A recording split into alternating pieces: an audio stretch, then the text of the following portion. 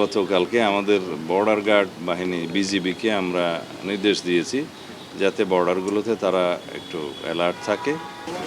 নির্বাচন উপলক্ষে যে সমস্ত প্রাক নির্বাচনের সময়ে আর কি লাইসেন্সকৃত আগ্নেয়াস্ত্র জমাত প্রদান করতে বলা হয়েছিল জনসাধারণকে, সেই অস্ত্রগুলো এখনও ফেরত প্রদান করা হয়নি। সেই বিষয়ে আমরা একটা চিঠি দিয়েছি মন্ত্রণালয় থেকে, এবং সেগুলো যাতে যথাশীঘ্র ফেরত প্রদান করে সেজন্য আমরা পরামর্শ দিয়েছি এবং লিখিত আকারে মন্ত্রণালয় থেকে চিঠি যাবে। সেখানে কয়েকটি ক্যাটাগরি আছে। যে সমস্ত লাইসেন্সগুলো 2009 সালের 6 জানুয়ারির আগে ইস্যু করা হয়েছিল সেগুলো ফেরত দেবে। যে সমস্ত লাইসেন্সগুলো 2024-এর 5 আগস্টের পরে ইস্যু করা হয়েছে সেই সমস্ত লাইসেন্সে অন্তর্ভুক্ত অস্ত্রগুলো ফেরত দিতে হবে। 2009 সালের 6 জানুয়ারি থেকে 2024 সালের 5 আগস্ট পর্যন্ত এই সময়ের ভিতরে রাজনৈতিক বিবেচনায় এবং নীতিমালা বহির্ভূতভাবে যে সমস্ত লাইসেন্স ইস্যু করা হয়েছিল সেগুলো যাচাই বাছাই করার জন্য আমরা একটা জেলা পর্যায়ে কমিটি করে দিয়েছিলাম ইতিপূর্বে।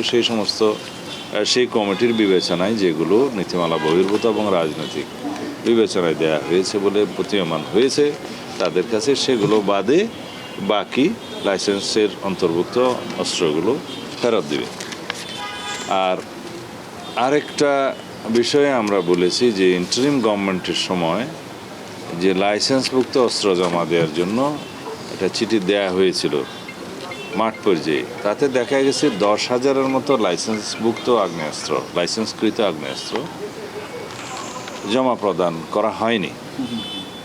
সেগুলোর বিষয়ে এই অস্ত্রগুলো উদ্ধারের জন্য এবং উদ্ধার করে সেগুলো বাজেয়াপ্ত করার জন্য মামলা করার জন্য আমরা আবার তাদেরকে অনুরোধ করেছি এবং এই বিষয়ে কি গৃহীত ব্যবস্থা হয়েছে আইনানুগভাবে কতটুকু আমরা অগ্রগতি অর্জন করেছি বা যেগুলো এখনও পর্যন্ত উদ্ধার করা হয়নি, বাজেয়াপ্ত করা হয়নি, সেই বিষয়ে তাদেরকে তৎপর হওয়ার জন্য অনুরোধ করেছি।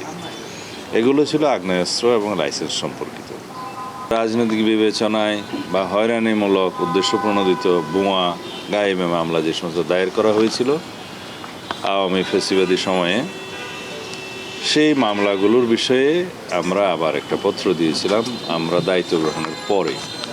ইন্টারিম গভর্নমেন্টের সময় কিছু মামলা প্রত্যাহার করা হয়েছে, কিন্তু সেখানে কিছু কিছু মামলা, কিছু শ্রেণীর মামলা অন্তর্ভুক্ত করা হয়নি, যেমন হত্যা মামলা, অস্ত্র মামলা, নারী নির্যাতন, মাদক পাচার, মানব পাচার, এই সমস্ত কিছু মামলা এর আওতাভুক্ত করা ছিল না তখন।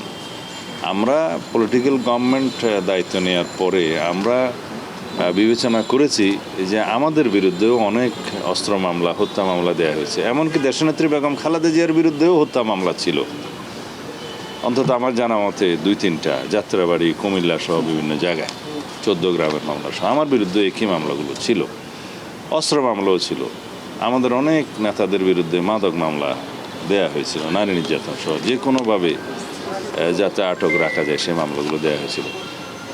সেই জেলা পর্যায়ে যে কমিটিটা আমরা করে দিয়েছিলাম, হেডেড বাই জেলা ম্যাজিস্ট্রেট, এডিএম, এসপি, পিপি এবং আরও একজন প্রতিনিধি আছে, তারা এই কমিটি প্রজ্ঞাপন দিয়ে জনসাধারণের কাছে জানিয়েছে যে রাজনৈতিক উদ্দেশ্য প্রণোদিত এবং এই সমস্ত বোমা মামলা, মিথ্যা মামলাগুলো যদি কারো বিরুদ্ধে হয়ে থাকে তারা যথাযথ একটা ফর্ম আছে, এই ফর্মের মধ্যে আবেদন করবে উইথ আইদার চার্জশিট, এফআইআর এবং এজাহার সহ। চার্জশিট হয়ে থাকলে চার্জশিট সহ, কোন আদালত মামলা ইত্যাদি তথ্য উল্লেখ করে তারা সেটা যাচাই বাছাই করে যদি সত্যিকারভাবে সেই শ্রেণীভুক্ত মামলা হয়ে থাকে তখন সেগুলো প্রত্যাহারের জন্য সুপারিশ করবেন। এগুলো প্রথমে স্বরাষ্ট্র মন্ত্রণালয়ে আসবে। আমরা এর উপরে কোনো আইনি ব্যবস্থা তাৎক্ষণিকভাবে নেব না, আমরা এটা আইন মন্ত্রণালয়ে পাঠাবো। ওখানে আইনমন্ত্রীর সভাপতিত্বে একটা কমিটি আছে, তারা ভেটিং করে যদি সঠিক পায় যে সমস্ত মামলা প্রত্যাহারের জন্য উপযুক্ত মনে করবেন তারা স্বরাষ্ট্র মন্ত্রণালয়ে পাঠালে আমরা সিআরপিসি 494 অনুসারে সেগুলো প্রত্যাহারের ব্যবস্থা নেব। এই হচ্ছে দ্বিতীয় বিষয়। আর তৃতীয় আরেকটা বিষয় আছে খুব গুরুত্বপূর্ণ। 5 আগস্টের পরে বৈষম্য বিরোধী আন্দোলনের সাথে সংশ্লিষ্ট বেশ কিছু মামলা হয়েছে, যেগুলো গণহত্যার মামলা এবং আওয়ামী ফ্যাসিবাদী বিভিন্ন মানবতা বিরোধী অপরাধের মামলা। এখানে আমরা তাদের কাছে তালিকা চেয়েছি জেলা পর্যায়ে, যে জেলাওয়ারি কতগুলো মামলা সেরকম দাখিল হয়েছে। এগুলো রিমোট ডিস্ট্রিক্টগুলোতে হয়তো কম, কিন্তু মহানগরগুলোতে সংখ্যা একটু বেশি। তাতে আমরা যাচাই বাছাই করে দেখব, যাতে আপনারা সবাই জানেন অনেক মামলার মধ্যে হাজার হাজার লোককে আসামি করা হয়েছে। সেগুলো আমরা যাচাই বাছাই করে দেখব সত্যিকার অর্থে প্রকৃত আসামি কারা, সেটা আইইউ তদন্ত কর্মকর্তাগণ এটা তদন্ত করে দেখবেন, এবং যাতে স্বল্প সময়ের ভিতরে সেটা ডিসপোজ অফ করতে পারে তদন্ত, সেটা দেখবেন। আর যাদেরকে উদ্দেশ্যপ্রণোদিতভাবে মামলায় অন্তর্ভুক্ত করা হয়েছে তাদেরকে যাতে নিষ্কৃতি দেয়, সেই সুপারিশটা আমরা করেছি। তবে এটা আইনানুগভাবেই হবে, আইনি প্রক্রিয়াই হবে। আসন্ন ঈদুল আজহা উপলক্ষে আমাদের মাননীয় প্রধানমন্ত্রী একটা মিটিং ডেকেছিলেন, তার সভাপতিত্বে আমরা সেই সবার কিছু সিদ্ধান্ত জেলা প্রশাসকদেরকে জানিয়েছি।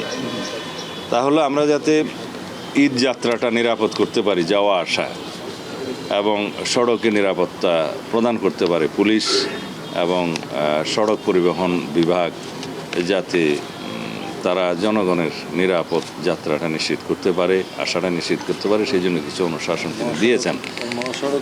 সেরকম সিদ্ধান্তগুলোর মধ্যে একটা হচ্ছে সড়ক মহাসড়কের উপরে কোনো রকমের পশুর হাট অনুমতি দেওয়া হবে না।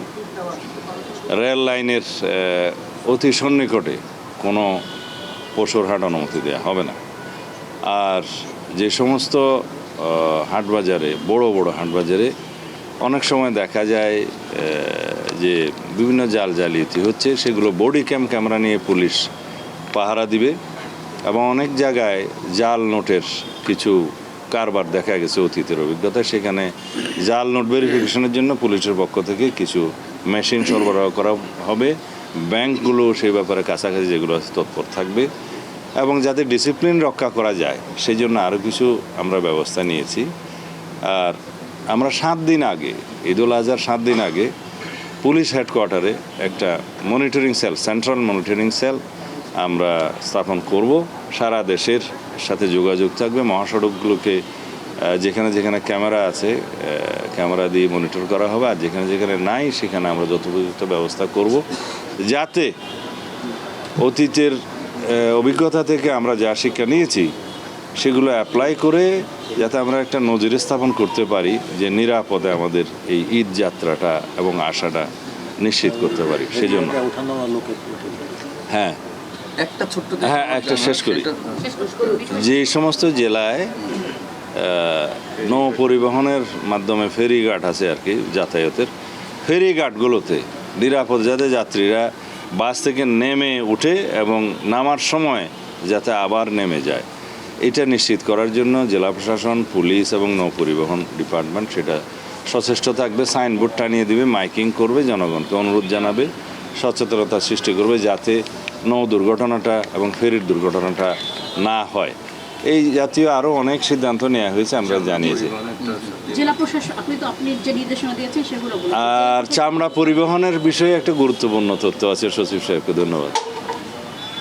আমরা ওই বিসিক থেকে এবং কমার্স মিনিস্ট্রি, ইন্ডাস্ট্রি মিনিস্ট্রি থেকে বিভিন্ন উদ্যোগ গ্রহণ করা হয়েছে। বিশেষ করে গ্রামীণ পর্যায়ে, উপজেলা পর্যায়ে আমরা লবণ সরবরাহ করব বিনামূল্যে, যাতে চামড়া সংরক্ষণ করা যায় 7 দিন পর্যন্ত, এবং ক্রমান্বয়ে ঢাকা অথবা মহানগরগুলোতে যেখানে ট্যানারি আছে সেখানে আসা যায়, বিশেষ করে ঢাকা অভিমুখে, যাতে 7 দিন পর্যন্ত তারা সংরক্ষণ করে, এই সময়টা যাতে না আসে। কারণ আমাদের যে সেন্ট্রাল ইটিপি সিস্টেম, তার যে ধারণ ক্ষমতা বা তার যে ক্যাপাসিটি, সেই অনুপাতে অনেক বেশি চামড়া আগমন হলে অ্যাট এ টাইম চামড়াগুলো নষ্ট হয়ে যায়, খরিদ্দার থাকে না। যাতে এই ক্ষতিটা না হয় সেই জন্য আমরা 7 দিন পর্যন্ত সংরক্ষণ করে তারপরে ঢাকা অভিমুখে আসুক, যেখানে আসুক, সেই ব্যবস্থাটা করার জন্য আমরা অনুরোধ করেছি, এবং সেটা জেলা প্রশাসন, উপজেলা প্রশাসন মধ্য দিয়ে সংশ্লিষ্ট সকল জায়গায় এটা অবহিত করা হবে, সচেতন করা হবে। যে মাননীয় মন্ত্রী 5 আগস্টের পরে বেশ কয়েকজন সাংবাদিককে গ্রেপ্তার করা হয়েছে, তারা যদি কোনো অন্যায় থাকে তাদের বিচারের মুখোমুখি করেন, আপত্তি নাই। কিন্তু তাদেরকে হত্যা মামলায়, জুলাই হত্যা মামলায় আসামি করা হয়েছে। জুলাই হত্যা মামলা করলো সরকারি বাহিনী, নির্দেশ দিল সরকার। সেই জন্যই তো আমরা এই যাচাই বাছাই করতেছি। এখন আমরা সরকারের দায়িত্ব নিয়েছি, জনগণ দায়িত্ব দিয়েছে কেবল 2-2.5 মাস হলো। এর ভিতরে যে সমস্ত উদ্যোগ নেওয়া হয়েছে প্রথম দিকেই এটা উদ্যোগ নেওয়া হয়েছে। তো এই যাচাই বাছাই কমিটি যেটা করা হয়েছে তাদের মাধ্যমে যদি এটা আসে তাহলে আমাদের জন্য সিদ্ধান্ত নিতে সুবিধা হবে। তাছাড়া ইতিমধ্যে সিআরপিসির 173 যেটা সংশোধন করা হয়েছে তার মাধ্যমেও অনেকে নিষ্কৃতি পেয়েছে, রিলিফ পেয়েছে, তারা সেখানেও আবেদন করতে পারে, অথবা আমাদের নজরে আনলে আমরা সেটা দেখব। একটি বিষয় জানতে চাচ্ছিলাম, ভারতের পশ্চিমবঙ্গ নির্বাচনে বিজেপি জয়লাভ করেছে। আমরা দেখতে পেয়েছি যে নির্বাচনের আগে বিজেপির নেতারা যারা মুসলিম আছে এখানে তাদেরকে বাংলাদেশি অনুপ্রবেশকারী হিসেবে উল্লেখ করে বক্তব্য দিয়েছে। তাদের জয়লাভের পরে বাংলাদেশ কি কুশিনের সংখ্যা বাড়তে পারে কিনা? জেলা প্রশাসক সম্মেলনের সাথে এটার কোনো সম্পর্ক নাই, তারপরও বলি আমরা গতকালকে আমাদের বর্ডার গার্ড বাহিনী বিজিবিকে আমরা নির্দেশ দিয়েছি যাতে বর্ডারগুলোতে তারা একটু অ্যালার্ট থাকে, কারণ সেই রকমের সম্ভাবনা দেখি না।